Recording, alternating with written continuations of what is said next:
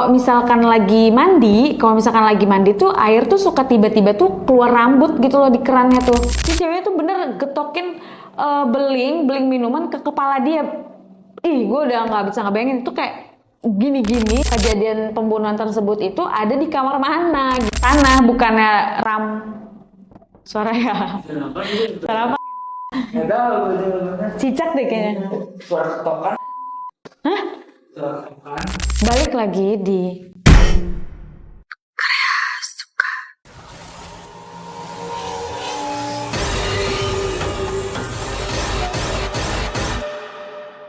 Jadi kali ini Kreasukan dapat kiriman cerita lagi dari sahabat Kreasukan. Nah, di sini dia ini mengirim cerita tanpa memberitahukan identitasnya, tapi dia memakai nama samaran. Dia bilang nama samarannya itu Doni. Si Doni ini dulunya itu pekerja pabrik yang ada di daerah Cikarang. Kerjanya itu sekitar 3 tahun yang lalu. Dia itu dulu ngekos di deket pabriknya. Jadi si Doni ini kerja di pabrik tersebut itu kurang lebih dia sampai 2 tahun. Nah, kenapa si Doni ini nggak lanjut kerja? Karena si Doni udah mendapatkan pekerjaan yang lebih baik. Dia bilang jadinya dia pindah dari PT tersebut, dari pabrik tersebut gitu. Nah, jadi cerita menariknya itu ada di kos-kosannya si Doni. Kenapa? Pasti kalian semua pada tahu lah ya, kalau misalkan di Cikarang itu kan memang tempat-tempatnya pabrik banyak banget, PT-PT gitu kan. Di Cikarang tuh banyak banget. Pasti kalian juga udah pada udah nggak heran gitu kan kalau Cikarang itu memang tempatnya PT-PT berkumpul gitu. Nah, jadi kebanyakan juga para karyawan itu memilih untuk ngekos atau cari tempat tinggal yang dekat dengan mereka kerja, karena rata-rata nih ya, setahu gue itu rata-rata karyawan PT yang di Cikarang itu memang dia bukan asli dari Cikarang. Ada yang dari Jakarta, ada yang dari Bogor, ada yang dari Tangerang, gitulah, dari berbagai daerah. Makanya mereka memilih untuk nyari tempat tinggal deket mereka kerja gitu. Jadi si Doni ini pas nyari kos-kosan, nyari tempat tinggal gitu, dia itu memang nyari kos-kosan yang peraturannya itu bebas, yang nggak terlalu banyak peraturan gitu. Karena si Doni, mungkin gue nggak tahu ya alasan kenapa banyak anak muda sekarang cari tempat kos-kosan yang peraturannya itu nggak terlalu ketat dan bebas bawa teman nginep atau teman main gitu kan, segala macam. Mungkin mereka ada alasan tersendiri kenapa mereka cari kos-kosan yang bebas gitu. Dari gue pribadi juga kalau misalkan gue cari tempat tinggal memang yang peraturannya tidak terlalu ketat gitu ya, Wak. Karena kan kita kan sebagai anak muda gitu ya, pasti kan ada kumpul bareng teman-teman biar nggak bete gitu kan di kos-kosan. Nah, jadi si Doni ini ketemulah di kos-kosan yang masuk di kriteria Doni ini nih, dari peraturannya, terus juga dari harganya yang nggak terlalu mahal, dan jarak dari tempat kerja dari PT-nya si Doni ke kos-kosan itu tuh nggak terlalu jauh. Oke lah, di situ si Doni deal untuk menempati kos-kosan tersebut gitu. Akhirnya dia bayar transaksi. Nah, besoknya si Doni langsung lah tuh kan siap-siap untuk pindahan ke kosan barunya yang di dekat tempat kerjanya itu kan. Dia udah pindahan hari itu tuh dia full sebelum dia masuk kerja, dia tuh full untuk beres-beres pindahan, prepare ke kos-kosan barunya. Dia prepare. Nah, si Doni ini ngerasa tuh kayak sebelum dia masuk ya, dia pas survei kos-kosannya itu tuh memang kos-kosannya itu kayak kelihatannya tuh bebas banget. Orang lain tuh masuk tuh bebas banget gitu loh, Kak. Tapi Kak, nggak tahu kenapa si Doni ini milik kos-kosan itu walaupun bebas, tapi keamanannya tuh terjaga gitu loh. Kayak gak ada hal-hal yang nggak diinginkan tuh bakal terjadi gitu loh, kayak kemalingan atau segala macam tuh nggak bakal gitu loh. Karena pas si Doni survei ini, dia bilang ya memang sih bebas banget, cuman kayak masih dalam ada penjaganya gitu loh, kayak masih terjaga lah untuk lingkungan sekitarnya gitu loh, dari kendaraan atau dari barang-barang yang hilang gitulah. Nah, jadinya tuh si Doni pas masuk ke kosannya ini kan, dia memang udah tahu kan kalau kos-kosan ini kan bebas. Dia sering lihat tuh kayak ada cowok lah bawa ceweknya, atau enggak penghuni cewek lah bawa pacarnya, bawa temennya segala macem gitu lah. Rame deh pokoknya tuh kosannya tuh vibes-nya tuh kayak tempat tongkrongan gitu, karena memang ramai banget orang yang keluar masuk begitu. Dan penjaga kosannya ini tuh kayak enjoy aja gitu, kayak nggak ada permasalahan. Intinya saling menghargai lah satu sama lain, sesama tetangga kos gitu kan. Bisa kita bilang di sini kosannya itu bebas tapi sopan gitu kan. Pasti kalian udah banyak yang tahu kalau bahasa peraturan kayak gitu, bebas tapi sopan tuh udah pada tahu lah ya. Nah terus ada nih suatu ketika si Doni ini lagi sharing gitu kan, lagi sharing sama tetangga-tetangga kosannya. Nah adalah yang buka cerita tentang sesuatu yang terjadi di kosannya si Doni ini sebelum si Doni tinggal di kosan tersebut gitu kan. Cerita bahwa pernah ada suatu kejadian di kosan itu, ada yang digerebek. Nah, digerebeknya ini tuh bukan sama polisi, tapi sama, jadinya gini loh. Gue ceritain kronologinya gitu kan. Nah, jadi tuh pernah ada anak kosan situ yang digerebek.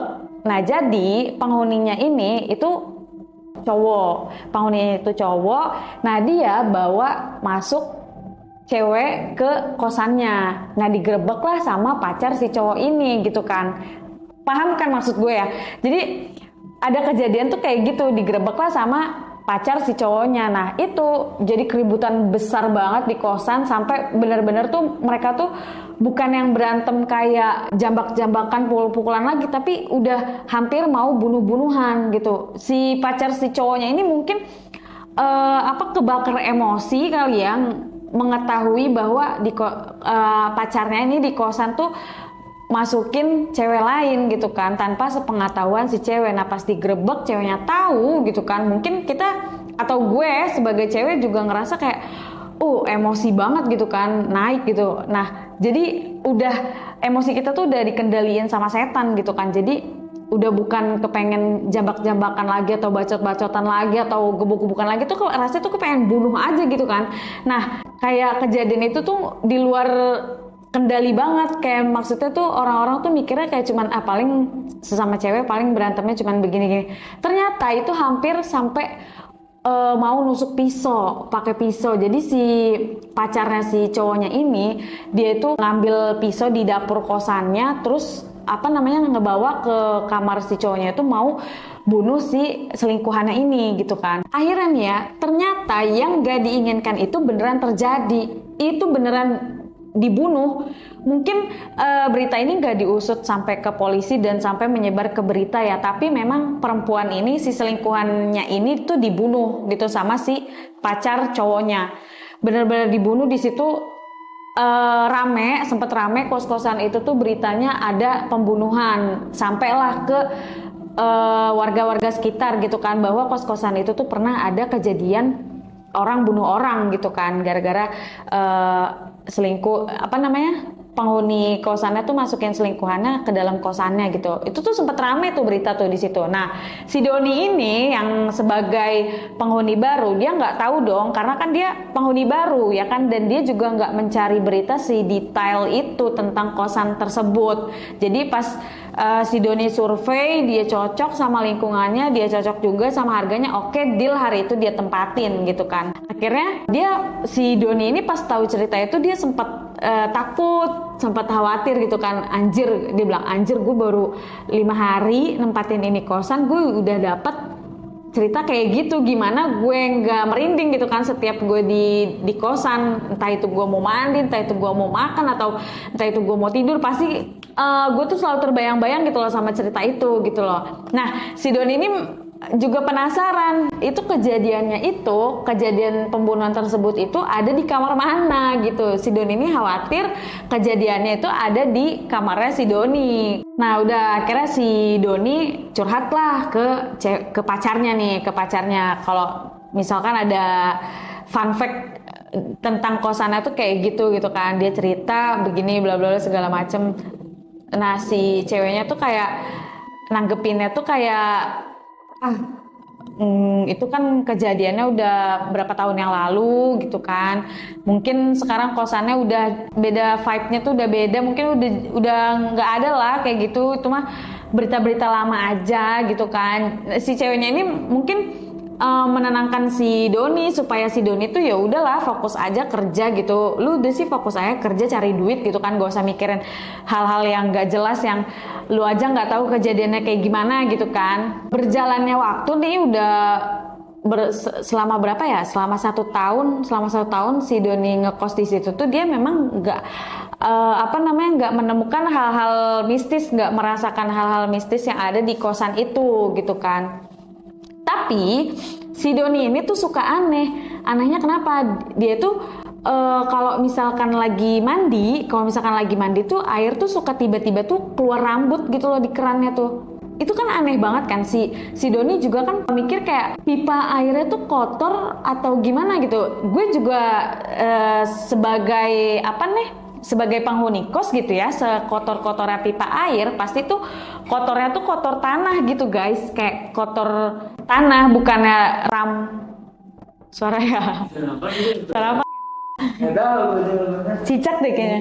Suara ketokan. Hah? Suara ketokan. Pas dia lagi mau mandi nih, di air kerannya tuh kotornya tuh kotor rambut gitu loh. Jadi airnya tuh gimana sih kalau misalnya keran ketutupan sama air kan dia pasti nggak keluar dengan sempurna kan airnya. Jadi kayak ada yang tersumbat gitu. Nah pas si Doni cek, itu tuh ada rambut, kayak rambut tuh beneran ngegumpel gitu loh di kerannya itu. Dia sering bersihin. Dia tuh kadang sekali dua kali dia mikir kayak, oh mungkin pipanya memang sekotor ini atau di saluran pipanya itu masuk rambut orang atau gimana, itu kan dia juga mikirnya kayak kemana-mana gitu ya. Nah si Doni ini posisinya udah lupa nih sama cerita yang pernah dia tahu gitu kan, tentang isu-isu tentang kosan dia tuh yang kayak gitu kan. Ya udah akhirnya si Doni ini setiap dia nemuin itu ada sumbatan rambut di kerannya tuh dia kayak bersihin, ya udah biasa aja, terus dia bersihin dia buang gitu kan. Nah tapi makin dia sering temuin nih, dia juga makin heran dong, kayak kenapa sih ini keran kok tiap gue mandi nggak sekali dua kali gitu dia temuin tuh ada kesumbat rambut gitu kan. Rambut siapa sih? Nah dia sempet tanya nih sama yang ngurus kosannya, Mas ini keran kayak ada yang kesumbat gitu. Nah dia sampai fotoin, gue dikasih lihat fotonya tapi gue nggak bisa share gitu ya, karena memang si Doninya ngasih buktinya ke gue, dia nggak mau sampai ini tuh ke share dan nanti takutnya dia viral gitu nih di kerasukan ini. Itu tuh dia sampai fotoin bukti kalau misalnya itu keran tuh ada rambut yang gumpel tuh di keran sampai airnya tuh nggak ngocor deres gitu loh, kayak ada yang nggak ya gitulah, kayak kesumbat gitu loh, air kesumbat sama rambut jadinya keluarnya tuh kayak ini nggak ngocor banget gitu kan, nggak deres. Dia fotoin ke yang ngurus kosan ini. Nah si yang ngurus kosan ini tuh jawabnya tuh kayak santai gitu, nggak kayak oh iya mas nanti dibenerin. Nah enggak, tapi si penjaganya ini malah justru bilang kayak itu mah memang udah biasa, ada yang kesumbat, memang pipanya ini nggak kita bersihin mas gitu kan. Itu bisa diambil aja kok pakai sikat atau enggak pakai ini, dia bilang pakai kayu gitu, pakai kayu dicongkel aja gitu, rambutnya dikeluarin gitu kan. Memang kata si pengurus kosan ini bilang memang kadang ada yang kesumbat sama batu kerikil atau tanah, itu kan udah biasa ya mas ya gitu ya, dibersihin biasa aja. Karena sampai sekarang juga saya lagi kontak tukang yang suka bersihin pipa air tuh, dia masih belum bisa bersihin gitu, masih sibuk katanya, nggak tahu lah itu sibuknya ngapain gitu kan. Ya udah akhirnya si Doni nih kalem aja nih, kayak ya udahlah gue sebagai penghuni kos gitu kan udah mengutarakan kekurangan dari kosan ini atau masalah dari kosan ini, tapi pengurus kosannya merespon seperti itu. Oh ya udahlah gitu kan. Kadang memang kan ada pengurus kos yang gercep gitu ya ngurusin keluhan penghuni kos, ada juga yang entar besok gitu kan. Memang bermacam-macam gitu. Ya udah akhirnya si Doni jadi orang bodoh amatan gitu loh sama sesuatu yang dia rasain di kosan itu. Nah, ada suatu waktu nih si Doni inget lagi sama cerita yang pernah diceritain tuh, yang pernah dia sharing-sharing sama teman-teman kosannya gitu kan. Kalau misalkan pernah ada kejadian begitu. Nah, inget lagi nih, pas lagi inget itu si Doni malah jadi kepikiran kejadian yang dia nemuin gumpalan rambut di dalam keran kan. Makin-makin tuh si Doni ini bilang setiap dia ingat itu dia jadi takut, dia jadi kayak ngerasa nggak nyaman tinggal di kosan yang lagi dia tempatin gitu kan. Dia ngerasa nggak nyaman, sedangkan dia mau pindah kosan. Menurut si Doni inilah kosan yang sesuai sama budget dia gitu loh. Selebihnya tuh ada banyak tempat tinggal di sekitar situ tapi nggak cocok sama budget yang dia punya. Jadi dia mau pindah juga mempertimbangkan banyak hal gitu kan, dari dananya, dari lingkungannya, dari peraturannya gitu. Nah, si Doni ini udah cocok nih sama kosan ini, jadi dia tuh nggak bisa untuk pindah, walaupun si Doni juga banyak dapat masalah yang aneh-aneh gitu selama dia tinggal di kosan itu gitu kan. Ini si Doni ini cerita makin lama dia tinggal di kosan itu makin bebas banget, dan bahkan si Doni ini pernah tahu kalau misalkan di kosan itu dipakai untuk open BO kayak kebanyakan rata-rata penghuni di kosan itu tuh cewek-cewek yang open BO. Nah, cewek-cewek yang open BO ini tinggal di lantai 3. Itu tuh di lantai 3 tuh memang kata Doni penuh sama cewek-cewek, rata-rata penghuninya cewek, bahkan semuanya itu open BO. Dia bilang, kenapa si Doni ini bisa tahu? Karena si Doni ini kan sering ya kalau misalkan habis pulang kerja tuh dia nongkrong dulu. Nah, karena kan di kosan ini tuh emang ada tempat nongkrongnya gitu kan, kayak ada warung kopi gitu. Nah, itu tuh sering penghuni kos itu tuh pada nongkrongnya di situ. Jadi sering cerita tuh di warung kopi itu gitu kan. Dia lihat cewek yang sama kemarin tapi dengan laki-laki yang berbeda. Setiap dia lihat kayak gitu, dia tuh sampai kenal loh muka-muka orang yang dia pernah lihat itu berkali-kali, dan sering masukin cowok tuh ganti-ganti gitu. Nah, apalagi kalau bukan open BO gitu kan. Gak mungkin dia setiap hari ngajakin saudaranya, ngajakin sepupunya, ngajakin omnya, tantenya segala macam. Kan gak mungkin kan. Kalau misalkan itu bukan open BO ya apalagi gitu, kata si Doni. Nah, ada kejadian yang bener-bener si Doni ini bikin dia cabut dari kosan itu pada saat si Doni tahu nih, si Doni habis pulang kerja. Jadi posisinya ini si Doni pulang kerjanya itu beneran jam 2 malam. Nah, jam 2 malam ini kosannya tuh udah rame banget, digerumbulin orang. Si Doni ini kan dia bilang, gue lagi capek-capeknya balik kerja ya, gue lihat di depan kosan gue tuh udah rame banget orang gerombolan, gue kira tuh ada apa nih. Dia tuh udah curiga nih, udah ada rasa jelek aja nih, kayaknya ada sesuatu nih gitu kan. Nah, dia masuk ke kosannya, ternyata tuh di situ ada cekcok lagi guys. Itu ada cekcok lagi, dan bener aja yang dibilang sama penghuni kos ke si Doni ini yang diceritain itu, kalau misalkan ada cewek yang satu lantai itu open BO semua, nah di situ ketahuan lah sama salah satu istri yang suaminya itu open BO di kosan tersebut. Pokoknya itu diurusin lah sama polisi kan, gini-gini. Nah, untungnya ini kejadian cekcoknya ini tuh nggak sampai kayak kejadian sebelumnya yang sampai bunuh-bunuhan gitu kan. Nah, itu beneran digerebek tuh kan, digerebek abis-abisan, dari mulai yang open BO, yang main di aplikasi micet lah segala macam, itu beneran digerebek, HP-nya segala macam itu satu-satu digerebek. Sampai si Doni aja baru pulang itu digerebek gara-gara di kosannya itu ada si ceweknya lagi di kamar. Itu beneran pintu, si Doni ini bilang itu beneran tuh kayak digerebek abis-abisan. Kosan dia tuh nggak ada satupun yang nggak digerebek. Itu beneran kayak semuanya tuh dibuka-bukain, semuanya tuh suruh keluar, diinterogasi satu-satu, lu siapa, lu siapanya, lu penghuninya atau bukan, bla bla bla segala macam, udah nikah atau belum gitu kan. Konyolnya itu pas lagi digerebek ada yang lagi main, pas lagi waktu digerebek tuh ada yang lagi begini gitu kan di kosannya itu.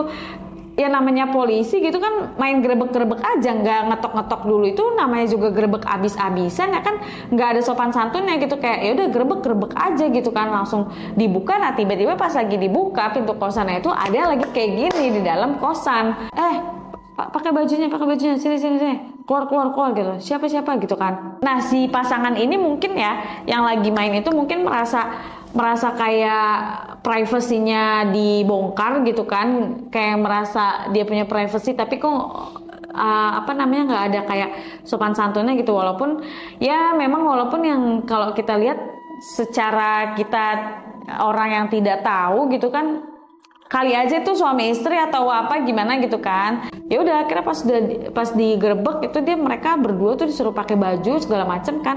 Nah mereka ini karena satu-satunya mereka yang ketahuan main, mereka tuh niat mau diarak guys, beneran. Si Doni aja sampai kayak wah ini sih udah parah gitu, walaupun mereka dipandangnya salah gitu ya kayak gitu.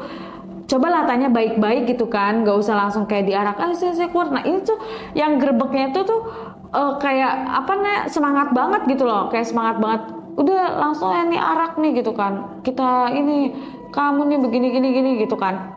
Harusnya ditanya baik-baik dulu nggak sih, kayak ditanya penghuninya atau bukan, ini siapanya, ini istrinya atau kalian tuh udah suami istri atau gimana. Ini diarak, benar-benar diarak gitu, sampai si penghuninya ini tuh malu gitu kan, kayak dia juga sempat berontak, kapan sih gitu kan. Nah salahnya juga si pasangan ini tuh nggak membela diri, kayak gue suami istri gitu loh. Ini ya dari yang gue ceritain pasti kalian udah tebak dong, yang digerebek itu ternyata suami istri. Nih udah kesel nih pasangan ini kan, diarak, dipermaluin segala macem gitu kan. Akhirnya dia ngambil botol yang dari tong sampah tuh, kayak botol bekas minuman, dia pecahin. Dia bilang katanya kalau misalkan ini semua nggak berhenti nih, dia mau nusuk botol itu tuh ngenain kepalanya gitu.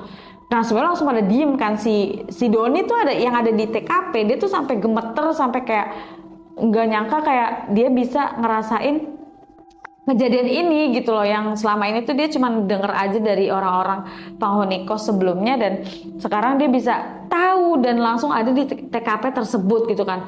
Dia langsung kayak wah gila, kacau banget dia bilang, si Doni ini benar-benar pengalaman gue yang kayak nggak pernah gue bayangin sebelumnya gue bakal dapat pengalaman kayak gini gitu loh. Si Doni itu sampai bilang kayak gitu kan, dia bilang si ceweknya tuh sampai bilang kalau ini sampai nggak berhenti nih gue pecahin nih di kepala gue nih botol gitu kan. Semuanya pada takut tuh, semuanya pada kayak langsung berhenti gitu kan. Nah tapi si oknum yang gerebek ini itu tuh kayak malah ngeledek gitu loh, kayak ibaratnya kayak ibarat kalau kata kita nih ya, kayak malah ditantangin. Orang kayak gitu tuh malah ditantangin gitu loh, kayak jadi dia nggak bakal berani juga nyakitin diri dia sendiri gitu. Toh orang dia juga salah. Tapi si warga kos ini tuh pada ngebela si pasangan itu gitu loh, karena mungkin memang ada sebagian dari mereka yang tahu kalau mereka ini suami istri yang memang tinggal di kosan gitu. Karena kosan ini udah dipandang negatif, jadinya orang-orang tuh udah nggak interest gitu untuk mendengarkan penjelasan gitu kan. Karena memang dari yang ngelapor aja kan, tadi ada oknum yang ngelapor aja kan bahwa suaminya itu open BO di sana.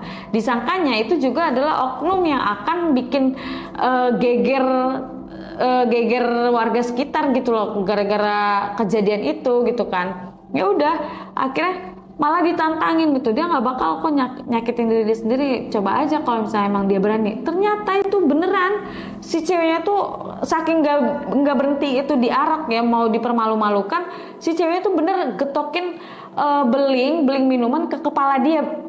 Gue udah nggak bisa ngebayangin itu, kayak gini-gini. Si Doni tuh bilang ceweknya tuh kayak gak ngerasa sakit, kepalanya tuh beneran digetok pakai tuh beling, sampai si cowoknya itu nahan tangan dia tuh nggak bisa gitu loh. Dia saking kuatnya getok-getokin kepalanya tuh pakai botol minuman itu yang udah pecah.